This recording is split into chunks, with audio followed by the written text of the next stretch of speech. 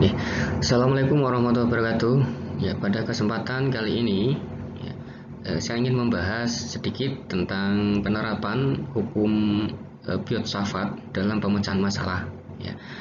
Pada tayangan sebelumnya telah dibahas bagaimana menentukan, bagaimana menerapkan hukum filsafat pada beberapa kasus, yaitu pada kasus kawat panjang tak berhingga, kemudian pada kasus kawat melingkar dan sebagainya.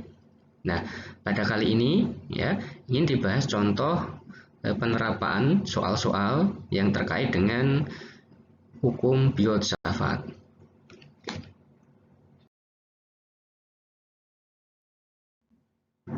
Nah, soal yang pertama, perhatikan gambar berikut.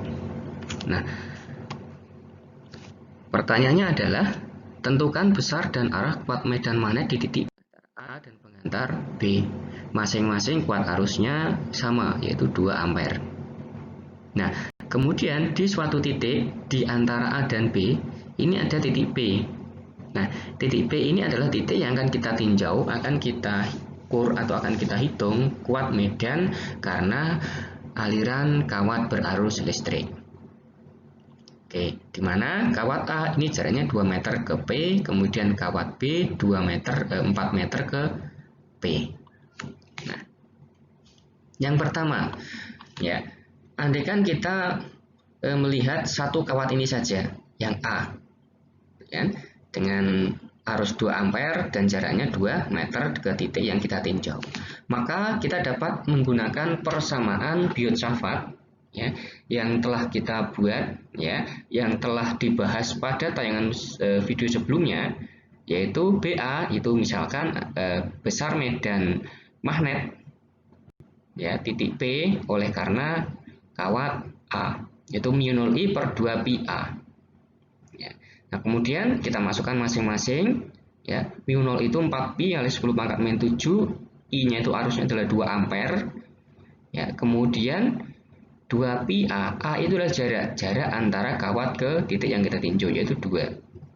Nah, setelah kita hitung gitu ya, setelah kita hitung 2 pi bagi 4 pi bagi 2 pi ketemu 2. Itu ya, setelah kita hitung maka kita akan menghasilkan nilai kuat medan magnet yang dihasilkan oleh karena kawat berarus listrik A sebesar 2 kali 10 pangkat min 7 Tesla.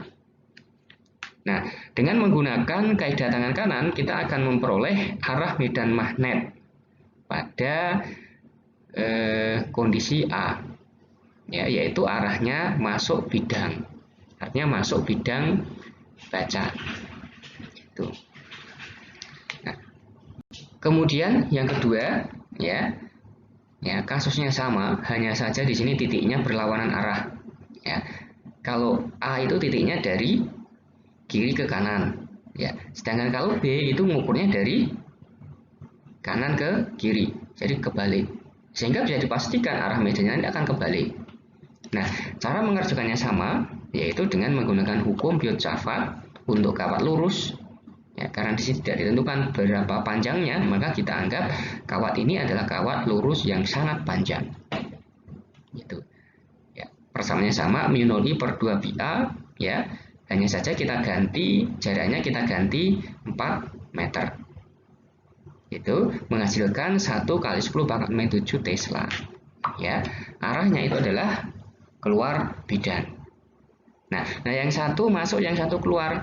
Nah, karena ini besaran vektor, maka ya besarnya medan magnet di titik B itu adalah pengurangan dari karena adanya kawat A dan karena adanya kawat B, atau BA dikurangi BB. Nah, setelah kita masukkan hasilnya adalah 1 kali 10 pangkat min 7 Tesla. Nah, arahnya kemana? Ya, kita lihat di sini ya. Arah masuk bidang dengan arah keluar bidang itu besar mana? Besar arah masuk bidang. Berarti arah medannya adalah masuk bidang. Oke.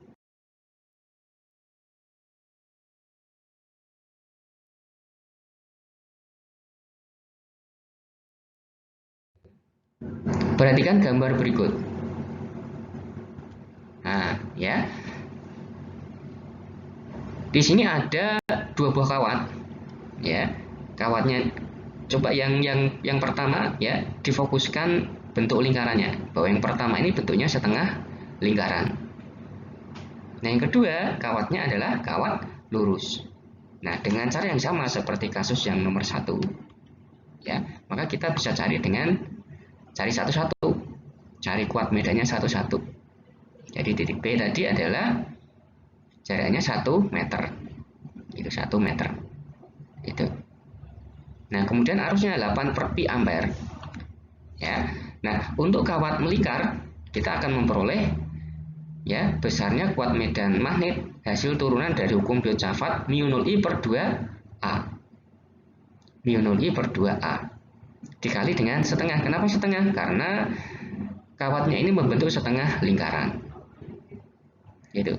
μ0 itu 4pi kali 10 pangkat min 7, I arusnya adalah 8 per pi, ya, dibagi dengan 2A.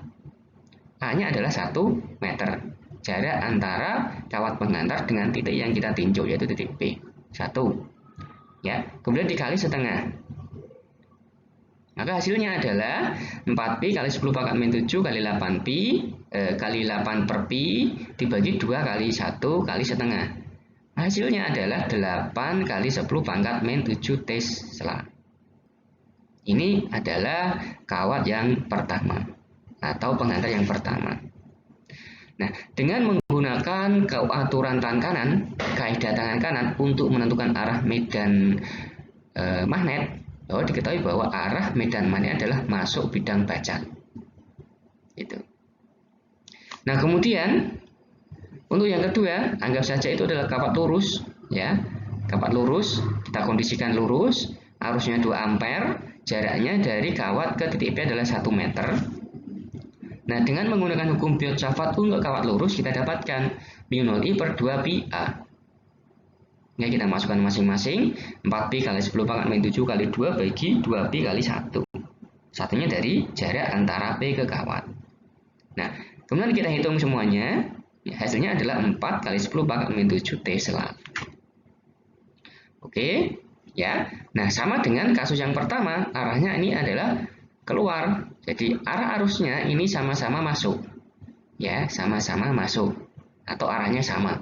Tetapi acuannya di sini berlawanan, maka akan menghasilkan arah medan yang berlawanan. Gitu.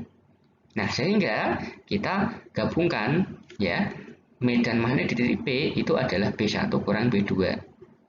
Ya, 8 kali 10 pangkat min 7 kurangi 4 kali 10 pangkat min 7. Hasilnya 4 kali 10 pangkat min 7 Tesla. Arahnya kemana? Ya, arahnya kemana? Arahnya adalah masuk bidang baca, karena arah medan magnet, ya, arah medan magnet yang paling arah medan Arah medan magnet yang paling besar ini ada 8.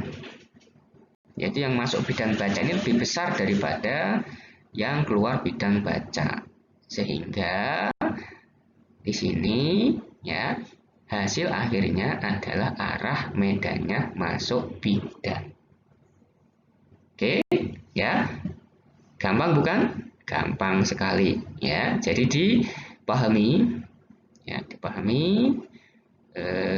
terapkan hukum Biot-Savart untuk beberapa kasus. Ya, oke, ya. Semoga pada tayangan ini dapat memberikan gambaran, ya, dapat memberikan contoh yang seutuhnya, sehingga kalian dapat belajar secara maksimal. Oke, ya. Saya akhiri. Assalamualaikum warahmatullahi wabarakatuh.